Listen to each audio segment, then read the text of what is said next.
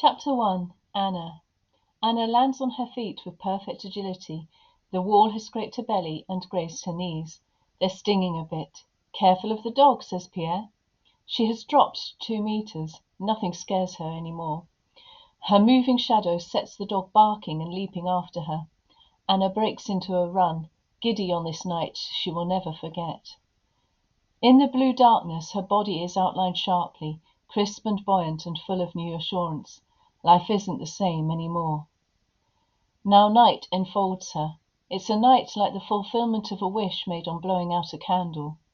So this is what it's like to live. She runs. In the distance she notices the cut glass curves of the moon as it pierces through the branches. Some of the trees seem to be floating, trunkless, in the dark sky. When she gets to the river, she pauses to catch her breath. The air is carrying along a faint melody, the hoot of an owl, the rustling of leaves, the cracking of branches, and the darting current with its old familiar noise.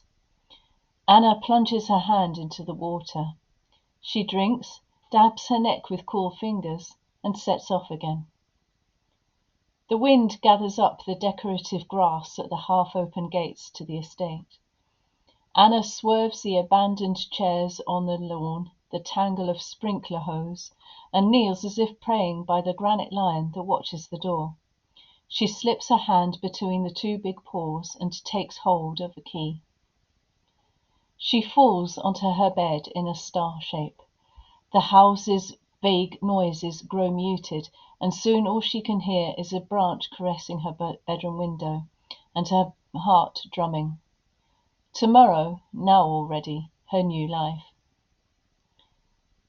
Chapter 2. Ethel. Her eyes are smarting from the cold. She shouldn't have put on mascara.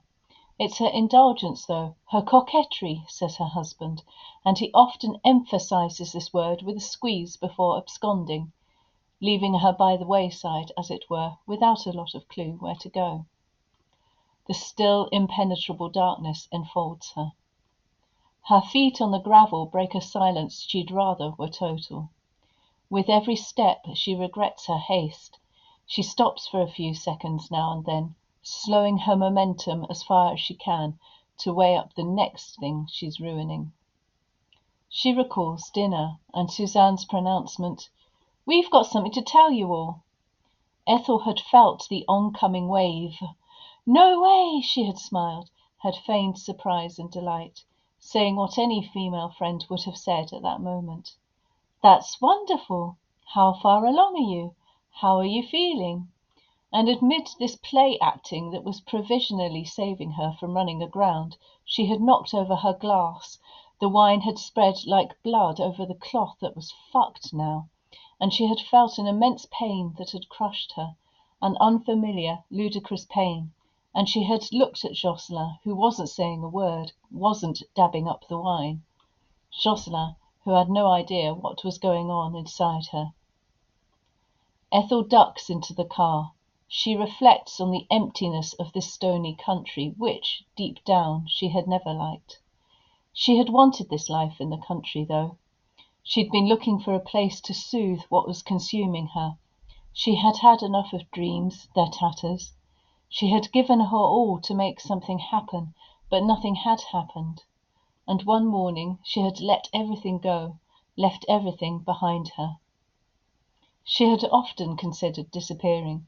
She envied the power of the sea, which swallows in seconds the sand castles it took us hours to build. To inaugurate her new life, she had dyed her hair and worked as a barmaid at the kiosk and bar on the corner. She works there still. It was over there one morning that she met Jocelyn. He came to buy his cigarettes almost every day. He lived further away in the fields. He always said, "My land, my livestock." His house was his memory and his life. Jocelyn had been born and had always lived in the region. Like the others, he never locked his front door before going to bed. He knew how the old people killed themselves, on cider or the beans in the barns, the days of rain and loneliness.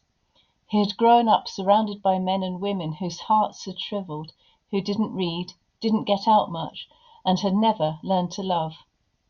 He was filled with a rage capable of smashing against anything at all, as long as it found release and was no longer tormenting him.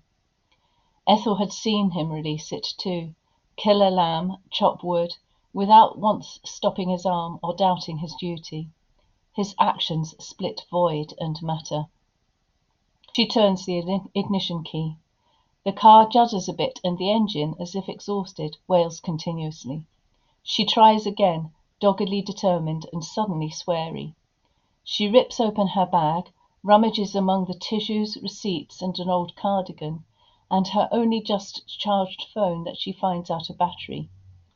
In the boot, there's an old torch that's never any use. Knackered, that as well. She raises her face to the sky and looks at the moon as though for the first time. She is astonished to see it so big, so beautiful. She closes her eyes to give them a rest and feels sleep overcoming her. Little black, blue, and red blobs float beneath her eyelids like wills of the wisp, and then combine to form one single incandescent dot. She laughs, knowing she's ridiculous. It's been such a long time, she'd thought she was rid of it, but she must face up to what's plain. She is there, fully dressed in the garden, in the middle of the night, while everyone's sleeping. She's having a seizure, she's sure of it.